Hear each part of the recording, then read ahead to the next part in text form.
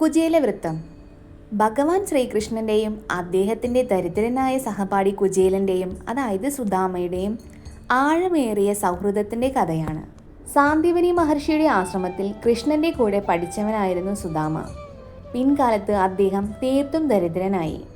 വസ്ത്രം കീറി പറഞ്ഞതിനാലാണ് അദ്ദേഹം കുചേലൻ എന്നറിയപ്പെട്ടത്. എങ്കിലും അദ്ദേഹം ഭഗവത് ചിന്തയിൽ സന്തുഷ്ടനായിരുന്നു. വറുതി സഹിക്കവയ്യാതെ ഒരിക്കൽ കൃഷ്ണനെ ചെന്ന് കാണാൻ ഭാര്യ കുചേലനോട് ആവശ്യപ്പെട്ടു. സുഹൃത്തിനെ കാണാൻ പോകുമ്പോൾ വെറും കൈയോടെ പോകരുതെന്നതിനാൽ അയൽ വീടുകളിൽ നിന്ന് യാചിച്ചു വാങ്ങിയ ഒരു പിടിയാവൽ ഒരു പഴയ തുണിയിൽ കെട്ടി കുചേലൻ ദ്വാരകയിലേക്ക് തിരിച്ചു. കൊട്ടാരത്തിലെത്തിയ കുചേലനെ ശ്രീകൃഷ്ണൻ ഓടി വന്ന് കെട്ടിപ്പിടിച്ച് സ്വീകരിച്ചു. ഭഗവാനും പത്നി രുക്മിണിയും ചേർന്ന് അദ്ദേഹത്തിൻ്റെ പാദങ്ങൾ കഴുകി സിംഹാസനത്തിൽ ഇരുത്തി സൽക്കരിച്ചു. കൃഷ്ണന്റെ ഐശ്വര്യം കണ്ട് തൻ്റെ കയ്യിലെ അവൽകെട്ട് പുറത്തെടുക്കാൻ കുചേലൻ ലജ്ജിച്ചു. എന്നാൽ ഭഗവാൻ അത് ബലമായി വാങ്ങി. എനിക്ക് ഏറ്റവും പ്രിയപ്പെട്ട കാഴ്ചവസ്തു എന്ന് പറഞ്ഞുകൊണ്ട് ഒരു പിടി ഭക്ഷിച്ചു. രണ്ടാമത്തെ പിടി എടുക്കുവാനാഞ്ഞപ്പോഴേക്കും രുക്മിണി ദേവി കൃഷ്ണന്റെ കൈ തടഞ്ഞു.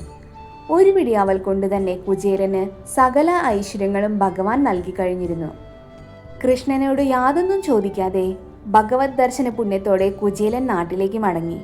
വീട്ടിലെത്തിയ അദ്ദേഹം കണ്ടത് തൻ്റെ പഴയ കുടിലിനു പകരം സ്വർണ്ണ കൊട്ടാരവും ദിവ്യവസ്ത്രങ്ങൾ ധരിച്ച ഭാര്യയുമാണ്.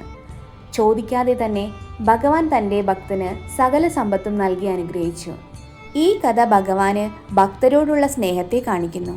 ഭഗവാൻ ഭക്തരിൽ നിന്നും ആഗ്രഹിക്കുന്നത് വലിയ വഴിപാടുകളല്ല, മറിച്ച് ശുദ്ധമായ ഭക്തിയും സ്നേഹവുമാണ്.